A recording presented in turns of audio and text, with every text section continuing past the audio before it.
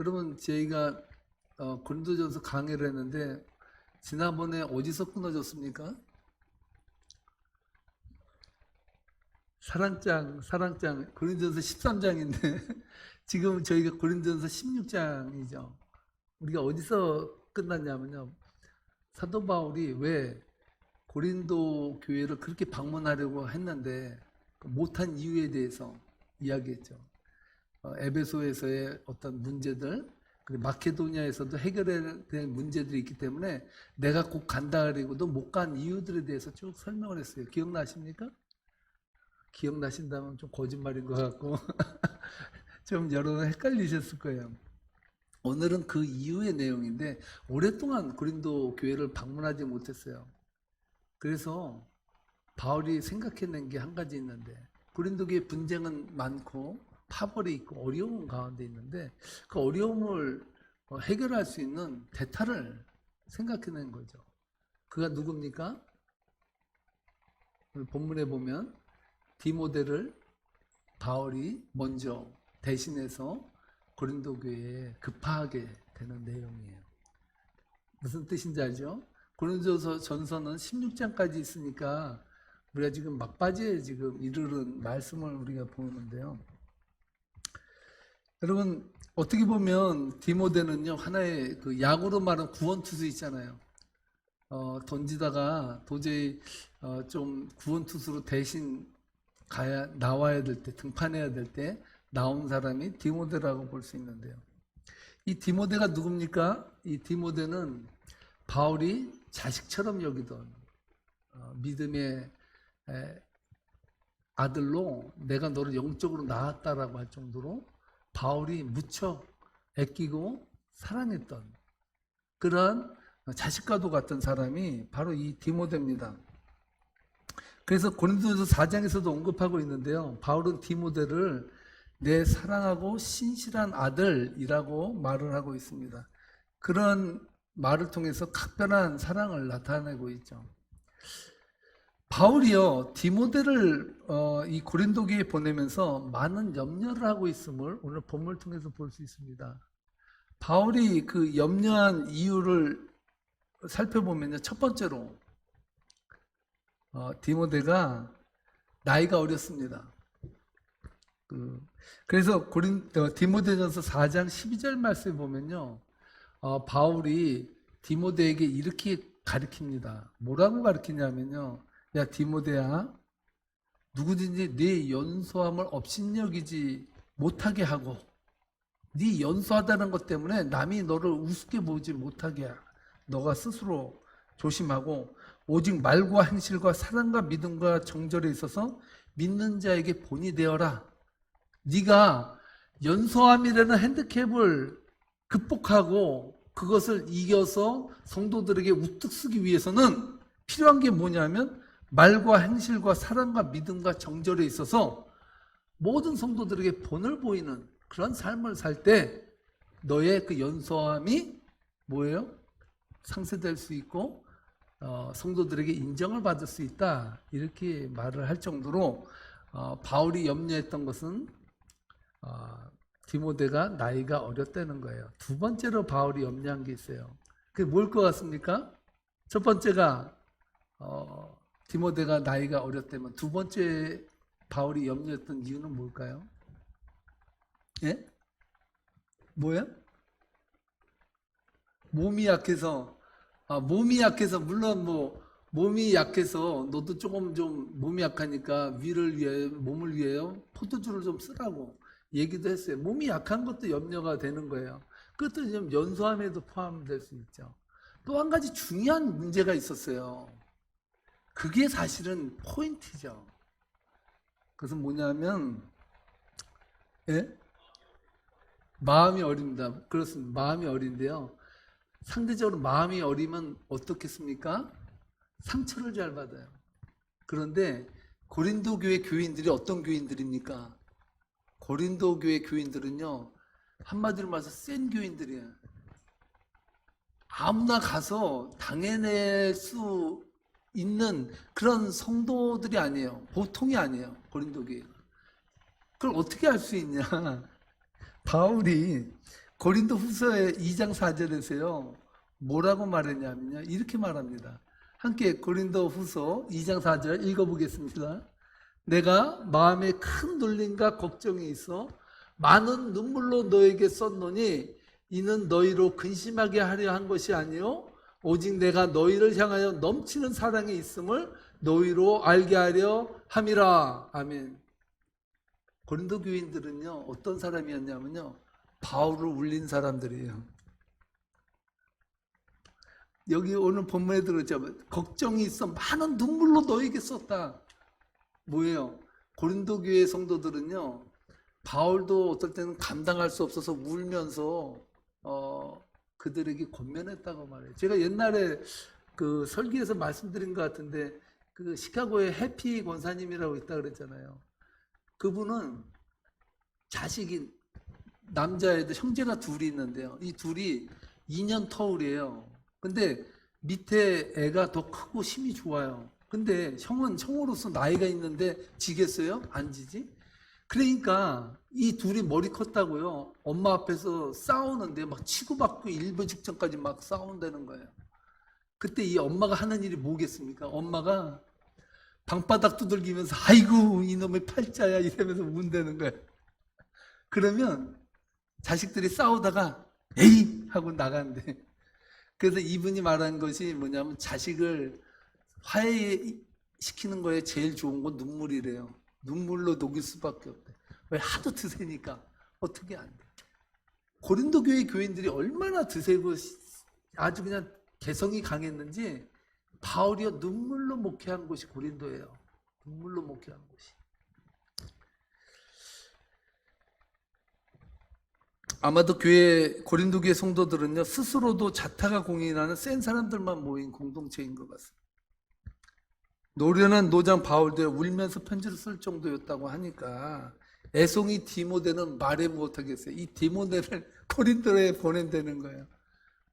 자식이 그 아들을 전쟁터에 보내는 것처럼 그 마음으로 보냈다는 그런 느낌이 오지 않습니까? 여러분 그럼에도 불구하고 생각과 믿음에 대한 바른 교훈을 전할 사람이 디모데 한 사람밖에 생각나지 않았다는 거예요.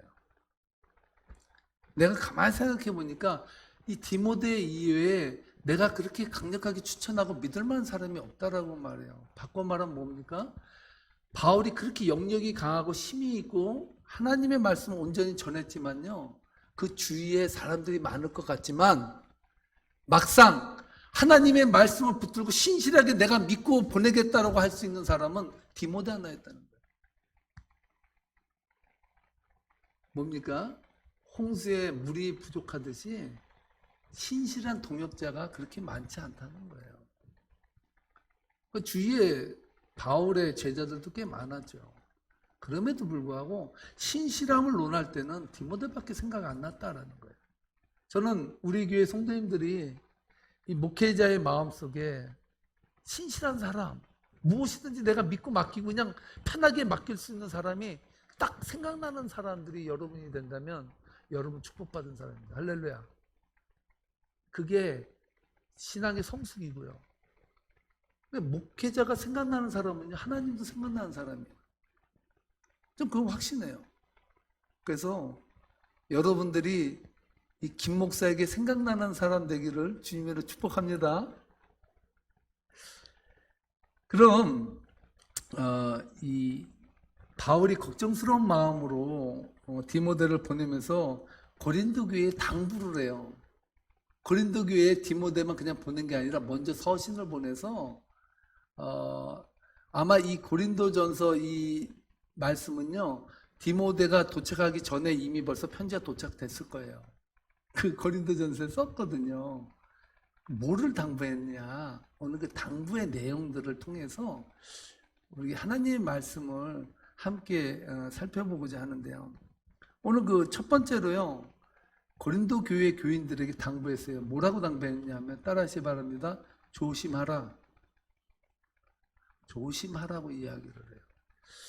오늘 본문 말씀 10절 말씀 함께 읽어보겠습니다. 시작. 디모데가 이르거든 너희는 조심하여 그로 두려움이 없이 너희 가운데 있게 하라. 이는 그도 나와 같이 주의 일을 힘쓰는 자임이라. 그러니까 너희들이 바울이 나에게도 조심하듯이 너희가 디모데를 만날 때, 디모데가 갔을 때 너희들도 조심해라. 왜? 그도 나와 같이 주의 일을 힘쓰는 사람이다 라고 힘을 실어주고 있어요. 여기서 여러분, 조심한다는 것이 무슨 의미일까? 조심한다는 겁니까? 조심해야지. 옆에 오면 도망가야지. 부딪히지 말아야지. 이게 조심인 것 같잖아요? 근데 세번역에 보니까 이 조심이라는 단어를 아주 잘 설명해 주고 있습니다. 뭐라고 말하냐면요. 이렇게 말합니다. 아무 두려움 없이 여러분과 함께 지낼 수 있도록 잘 보살펴 주십시오. 조심하라는 게 뭐라고요? 아무 염려 없이 지낼 수 있도록 뭐예요? 보살피는 게 조심이에요. 디모데에게 잘 살펴주고 잘 공급해주고 안심하고 은혜롭게 말씀을 전할 수 있도록 서포트하라는 거, 서포트하라는 거. 그거를 당부했어요. 여러분, 교회가 건강한가 아닌가를 알 수 있는 척도 중에 하나가 뭔지 아세요? 목회자가 마음 편히 목회할 수 있게 하는 교회는 좋은 교회예요. 아멘이 없네. 목회자가 마음 편히 마음껏 하나님 말씀 전할 수 있도록 신경 안 쓰이게 서포트 잘하는 교회는 좋은 교회예요. 왜냐하면요, 그런 교회는 영적인 꼴을 먹지 않을 수가 없어요. 왜? 목회자가 그만큼 영역을 다해서 하나님 말씀을 맛있게 준비하고요, 그리고 하나님의 은혜 안에서 열심히 그 성도들을 위해서 기도하고요. 그래서 여러분들이 사실은 좋은 꼴을 먹기 위해서는요, 목회자가 좋은 꼴을 먹어야 되는 거예요. 그리고 목회자가 영역이나 모든 것에서 충만하도록 여러분이 서포트를 해야 건강한 교회를 만들 수 있는 것입니다. 언뜻 보면요, 엎드려 절받기인 것 같은데요, 사도 바울도요, 성도가 목회자를 대하는 거에 있어서는 뻔뻔할 정도로 당당하게 말해요. 어떻게 보면 저 같은 경우는 낯간지러워서 말을 못해. 근데 바울은요, 아주 그냥 뭐라 그럴까요? 그냥 똑소리 나게 확실하게 그냥 이야기해버려요. 여러분, 하나님의 말씀이 귀하고 소중하다고 생각하는 성도들은요, 목회자에 대해서 존경하지 말라고 해도 존경해요. 왜냐하면요, 목회자는 하나님의 말씀을 받는 사람이기 때문에 그래요.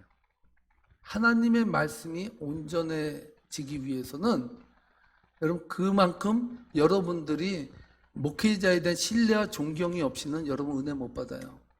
여러분 생각해 보세요. 목회자에게 시험 들어봐요.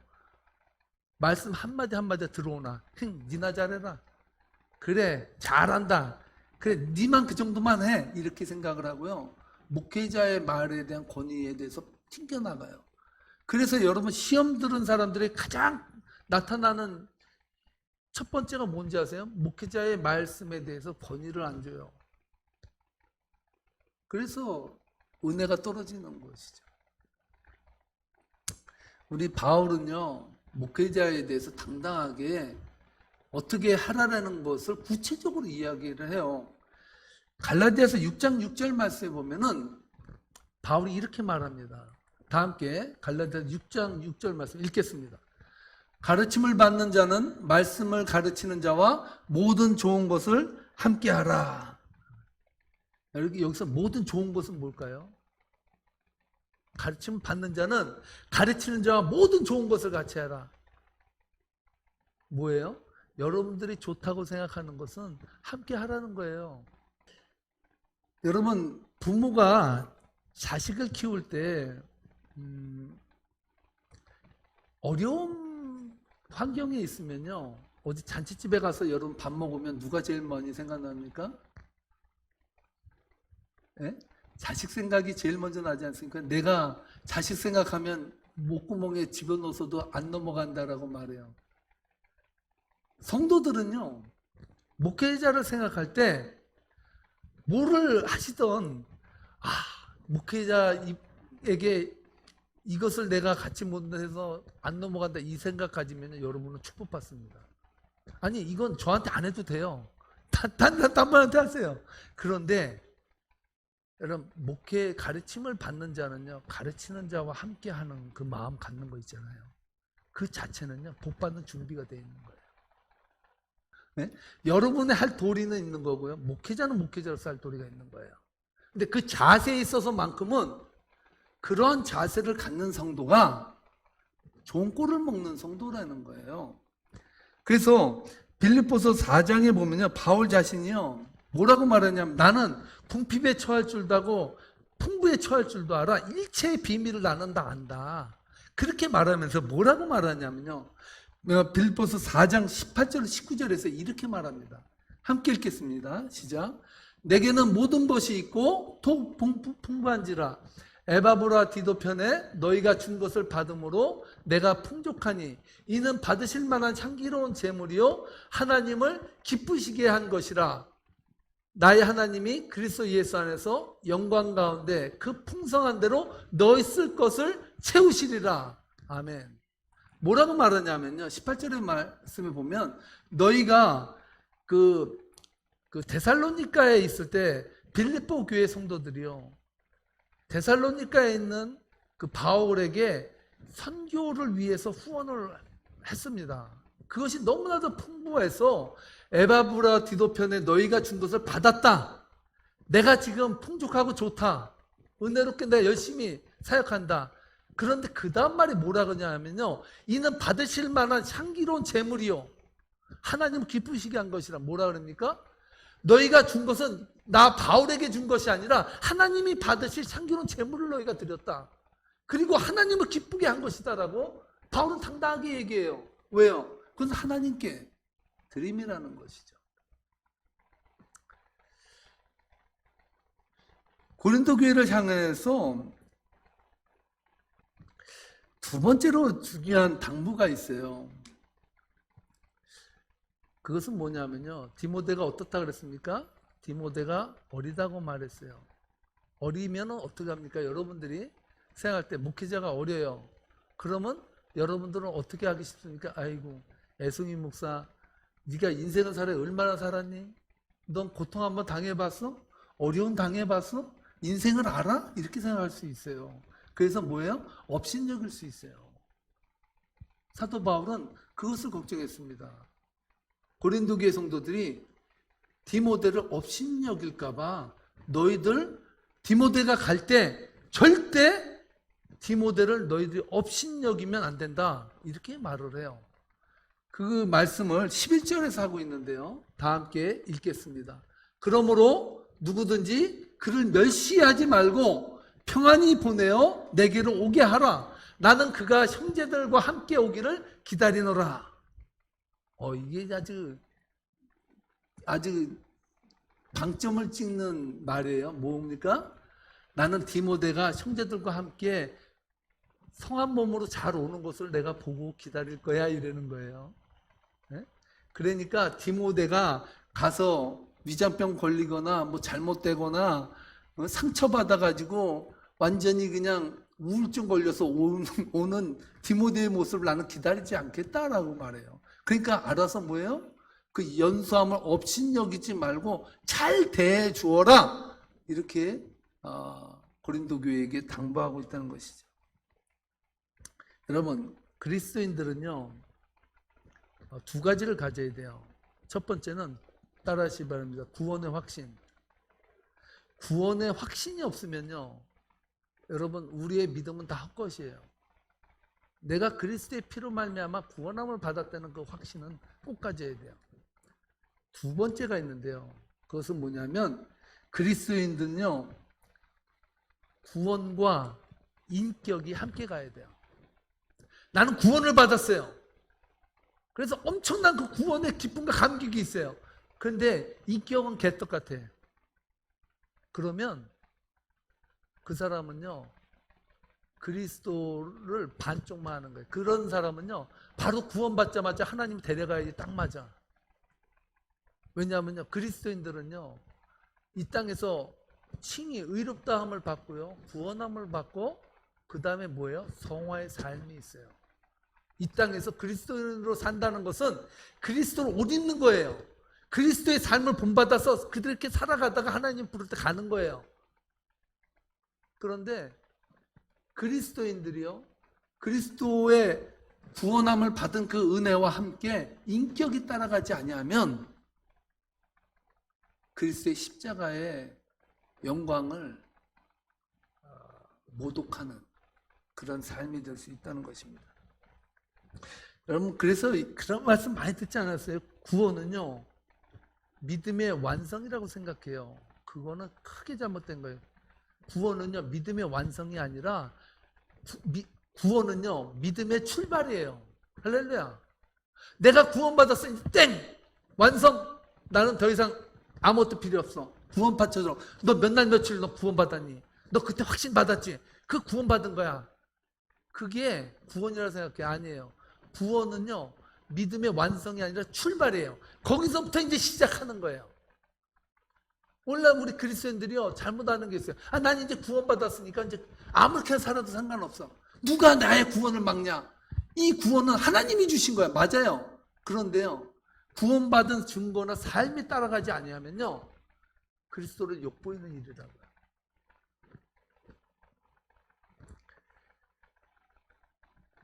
여러분, 그래서 로마서를 우리가 2년 반에 걸쳐서 배우지 않았습니까? 여러분, 로마서가 진짜 파노라마처럼 나가잖아요. 로마서가 강조하는 말씀이 1장부터 11장까지 뭡니까? 인간은 하나님 앞에서 어떻게 의롭다함을 받느냐, 인간은 하나님 앞에 어떻게 구원을 받느냐, 그것을 이야기해요. 그런데 12장부터 16장은 뭐예요? 그렇게 구원받은 인생이, 그렇게 구원받은 성도가 어떻게 그리스도인으로 살아가느냐, 그 문제를 다룬다 그랬잖아요. 12장부터 16장까지. 그러므로 여러분, 구원은 믿음의 완성이 아니라 믿음의 출발이에요.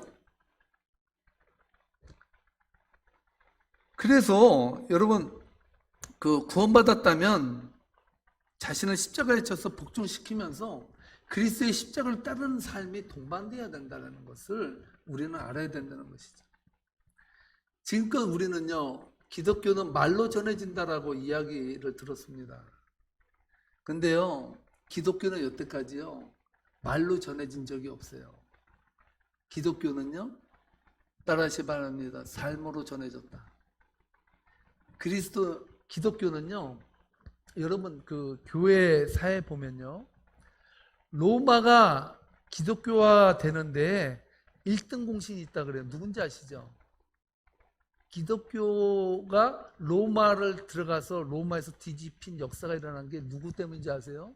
그 역사가들이 이야기하는 거예요. 그건 야사처럼 이야기되지만 일리가 있어요. 그건 뭐냐면 그리스도인들이, 변화받은 그리스도인들이 로마의 그 부자들, 정치인들 그런 집안에 가정부로 다 들어가서요, 일을 하는데 그들의 삶이 곧 신앙이었어요.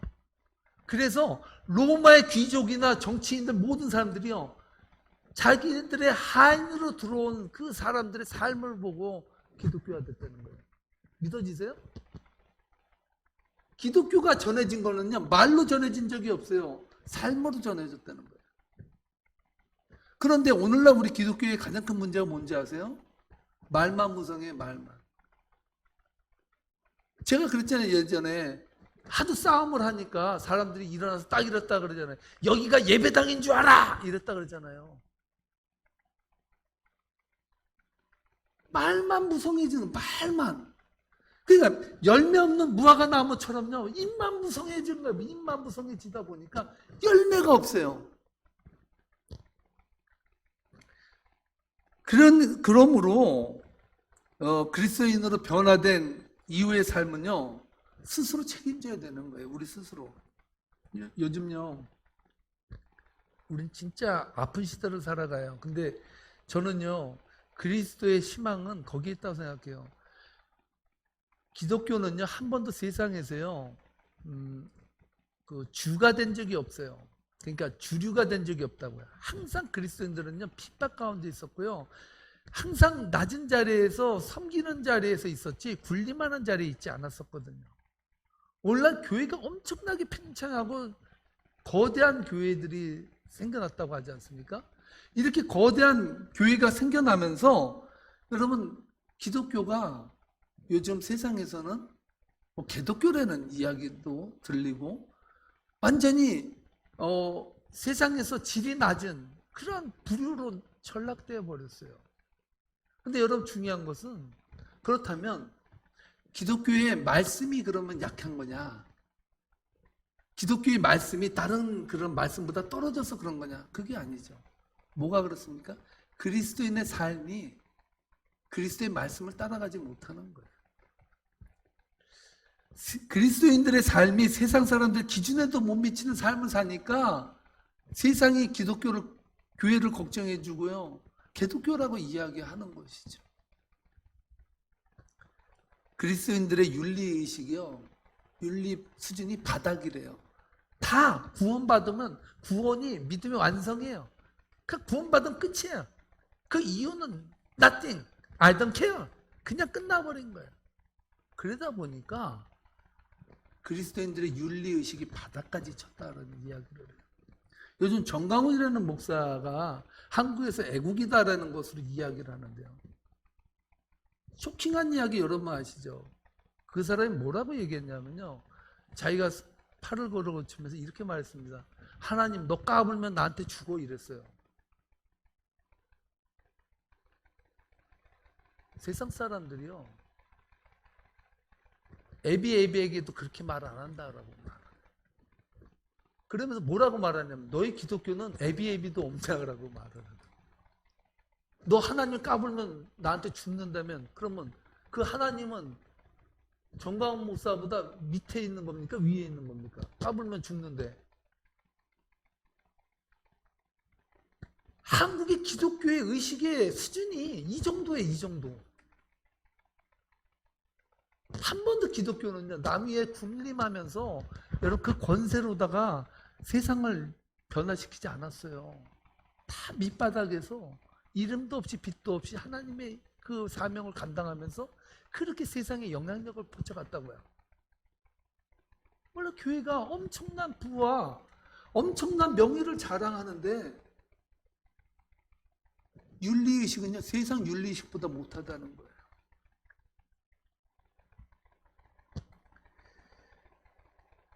여러분들이 세상에서 제대로 살지 않으면 여러분들이 믿는 하나님이 욕먹습니다. 그리스도의 십자가의 원수로 행한다 그러는데요. 그리스도의 십자가의 원수로 행하는 것은 세상 사람한테 바울이 얘기한 게 아니에요. 누구한테 얘기했겠습니까?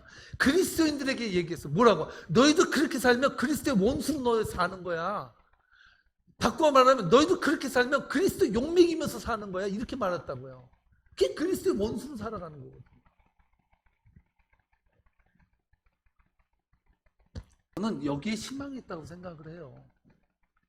기독교는 철저하게 세상에서 낮은 자리에서 섬기는 자리에서 이름도 없이 빛도 없이요. 그렇게 십자가는 빛났어요. 십자가가 금딱지로 바뀌었다고 해서 화려하다고 해서 그 십자가 영향력이 있는 게 아니에요. 그리스도의 십자가의 핵심은요. 예수님의 피에 있어요. 화려함이 있지 않다고요. 예수님이 거기 십자가에서 보혈을 흘렸기 때문에 그 보혈의 위대함이 있는 것이죠. 몰라 그래서 그리스도의 십자가를 자랑하는데 그리스도의 피를 자랑하는 것이 아니라 그리스도의 화려한 황금과 같은 그런 화려함을 자랑하는 이 시대를 우리는 살아가고 있다고요. 현란해요. 화려해요. 그런데 거기에 복음이 없다는 거예요. 저는요 이런 의미에서 제가 잘났다는 게 아니에요. 저도 정말 회개 많이 해야 돼요. 저도 이렇게 살면요 하나님 까불면 나한테 죽어가 아니라 하나님께 저한테 이렇게 너 그렇게 까불면 나한테 죽어 이럴 것 같아요. 정말로. 저도 두렵고 떨림으로 단위에 서야 되고요. 사명 갖고 바르게 말하지 않으면 사꾼 성도 만들고요. 사꾼 목사 되는 거예요. 다 그냥 평안하다, 안전하다. 그냥 그렇게 살아도 돼. 다 그렇게 살아. 그렇게 해버리면 빛을 잃을 것 같아서 저도 두려워요. 저 자신도 철저하게 자복하고 회개해야 돼요. 철저히 회개해야 돼요. 정말 저 자신도요. 너무나도 부족한 거 많고요. 세상적이고 쾌락적이고 좋은 거 좋아하고 화려한 거 좋아하고 저의 눈도 상당히 고급이 됐어요. 이러한 그 생각을 하는 가운데 박경리라는 선생 아시잖아요. 토지 쓴 사람. 지금은 이제 자꾸 하셨는데 이분이 돌아가시고 6호 시집으로 시집을 냈는데요. 무슨 시집을 냈냐면요. 버리고 갈 것만 남아서 참 홀가분하다. 버리고 갈 것만 남아서 홀가분하대. 여러분 죽을 때 힘든 게 왜 그렇습니까? 아쉬운 게 많잖아요. 우리가 세상을 살다가 하는 나라에 갈 때 가기 싫은 이유가 뭡니까? 너무나 세상에 집착이 많잖아요. 너무나 아쉬운 게 많잖아요. 그럼 홀가분하겠습니까? 근데 박경리 이 시인이 이렇게 썼다는 거예요. 버리고 갈 것만 남아서 홀가분하대. 버리고 갈 것만. 그 미련이 없다는 거죠. 미련이 없대요. 제가 오늘 이 시를요, 오늘 말씀을 준비하면서 11시에 와서 계속 이 시를 계속 곱씹어 봤어요. 근데 참 그렇다라는 생각이 제 마음속에 많이 들었는데 오늘 여러분들에게 읽어드리려고 합니다. 여러분 한번 잘 곱씹어 보세요. 그럼 세상 살면서요, 요새 생각 없이 사는 사람들이 너무 많아요. 여러분 버거킹 사건 아시죠? 버거킹에서 다 드라이브 스루만 하잖아요. 길이 너무나 긴데 이 온 종업원이 온 지 일주일밖에 안 됐다는 거예요. 트레이닝을 못 받아서 느린 거야 얘가. 근데 그 여자가 들어왔는데 이 여자에게 오는 시간이 너무나도 오래돼 가지고 이 사람한테 좀 기다리라고 막 했나 봐요. 그러니까 이 사람이 자기 무시한다고 너 내 남자친구 데려온다 그래가지고 남자친구를 데려왔어요. 근데 이 남자친구가 와가지고 너 왜 내 여자친구에게 너 이렇게 제대로 대접 안 하고 그래. 그러면서 뭐라고 말했냐면 너 2초 안에 햄버거 만들어 와 그랬어요. 2초 안에. 2초 안에 어떻게 햄버거를 만들어? 2초가 되기 전에 가서 그냥 빵 싸 죽여버렸다는 거예요. 여러분 우리가 지금 세상이 제정신이 아니에요. 거의 그냥 다 미친 사람들이 사는 거예요. 그냥 쉽게 한마디로 말해서요. 동물처럼 생각 없이 사는 거예요. 아무 생각 없어요. 그냥 일어나면 일하고 먹고 자고 또 내일 일하고 그냥 그거예요. 나 때문에 생각이. 정말 우리는 진짜 심각한 지금 세대를 사는데 오늘 이 시에서요 이렇게 말을 합니다. 시 제목이 사람의 됨됨이에요. 사람의 됨됨이. 전 이것이 그리스도인의 됨됨이 이렇게 저는 읽혔어요. 잘 들어보세요. 우리가 너무나도 요새 믿는 것에 대해서 너무나도 허황된 게 많아요. 다 풍선처럼 바람만 만뜩 들어가지고 본질은 다 빠지고요. 한번 좀 생각해 보기 바랍니다. 제가 읽어드리겠습니다. 가난하다고 다 인색한 것은 아니다. 부자라고 모두가 후한 것도 아니다. 그것은 사람의 됨됨이에 따라 다르다. 후함으로 하여 삶이 풍성해지고 인색함으로 하여 삶이 궁색해 보이기도 하는데 생명들은 어쨌거나 서로 나누며 소통하게 돼 있다. 그렇게 아니하는 존재는 길가에 굴러있는 한낱 돌멩이와 다를 바 없다. 나는 인색함으로 하여 메마르고 보잘것없는 인생을 덜어보았다. 심성이 후하여 넉넉하고 생기에 찬 인생도 덜어보았다. 인색함은 검약이 아니다. 후함은 낭비가 아니다. 인색한 사람은 자기 자신을 위해 낭비하지만 후한 사람은 자기 자신에게 준열하게 검약한다. 사람 됨됨이에 따라 사는 세상도 달라진다. 후한 사람은 늘 성취감을 맛보지만 인색한 사람은 먹어도 늘 배가 고프다. 천국과 지옥의 차이다.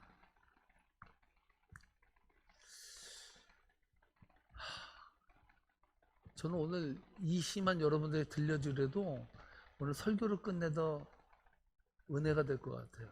정말 너무 우리가 세상을요 인색함으로 살아가면 자신에게 풍부함이 올 거라고 생각을 하는데, 사실은 인색함이라는 것에 대해서 새롭게 이야기하죠.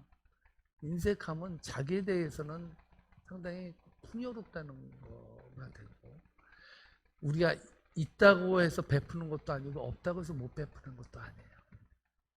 그것은 뭐에 달려있냐면요, 따라하시 바랍니다. 사람의